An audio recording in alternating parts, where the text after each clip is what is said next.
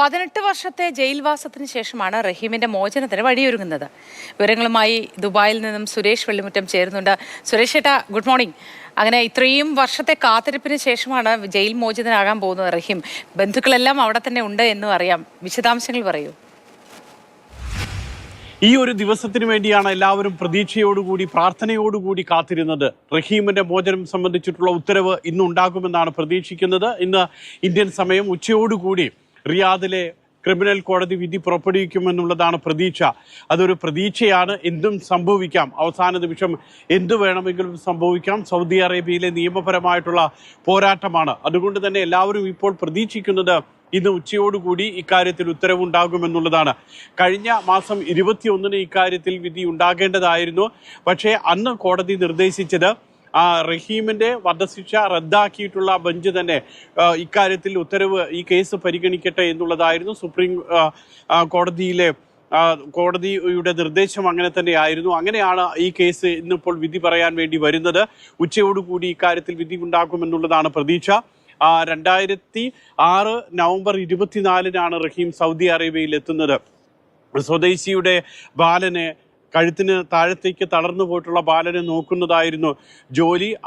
തൊട്ടടുത്ത മാസം ഡിസംബർ 24-നാണ് ദാരുണമായിട്ടുള്ള മരണം സംഭവിക്കുന്നത്. അനസ് എന്ന് പറയുന്ന ബാലനെ പുറത്തേക്ക് കൊണ്ടുപോകുന്ന സമയത്ത് ട്രാഫിക് സിഗ്നലിൽ വെച്ച് റഹീമിന്റെ കൈ അബദ്ധത്തിൽ തട്ടി കഴുത്തിൽ ഘടിപ്പിച്ചിട്ടുള്ള ഉപകരണം നീങ്ങുകയും അങ്ങനെ അനസ് മരിക്കുകയുമായിരുന്നു. അതിനുശേഷം റഹീം തൻ്റെ ബന്ധുവിനെ വിളിച്ചു വരുത്തിക്കൊണ്ട് നടത്തിയിട്ടുള്ള ചില ഇടപെടലുകളാണ് കേസിനെ കൂടുതൽ സങ്കീർണമാക്കിയിട്ടുള്ളത്.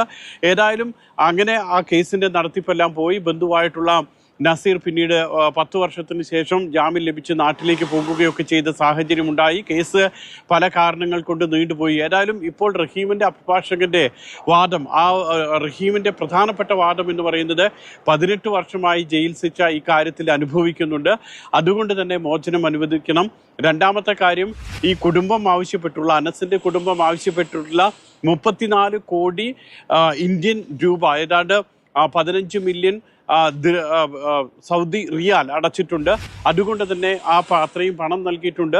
ആ കുടുംബം ദിയാധനം സ്വീകരിച്ചുകൊണ്ട് മോചനം നൽകാമെന്ന് സമ്മതിച്ചിട്ടുണ്ട്. അതുകൊണ്ടൊക്കെ മോചനം അനുവദിക്കണമെന്നുള്ളതാണ് പ്രധാനപ്പെട്ട വാദം. ഇതൊക്കെ കോടതി കേസ് ഇന്ന് പരിഗണിക്കും. മാത്രമല്ല, പ്രധാനപ്പെട്ട മറ്റൊരു കാര്യം കൂടി പറയുന്നത്, അനസുമായിട്ടോ അല്ലെങ്കിൽ അനസിന്റെ കുടുംബവുമായിട്ടോ ഒരു മുൻവൈരാഗ്യവും ഉണ്ടായിരുന്നില്ല റഹീമിന്. അതും പരിഗണിക്കണമെന്ന് പറയുന്നുണ്ട്. ഇതെല്ലാം പരിഗണിച്ചുകൊണ്ടാണ് ഇന്നിപ്പോൾ വിധി വരാൻ പോകുന്നത്.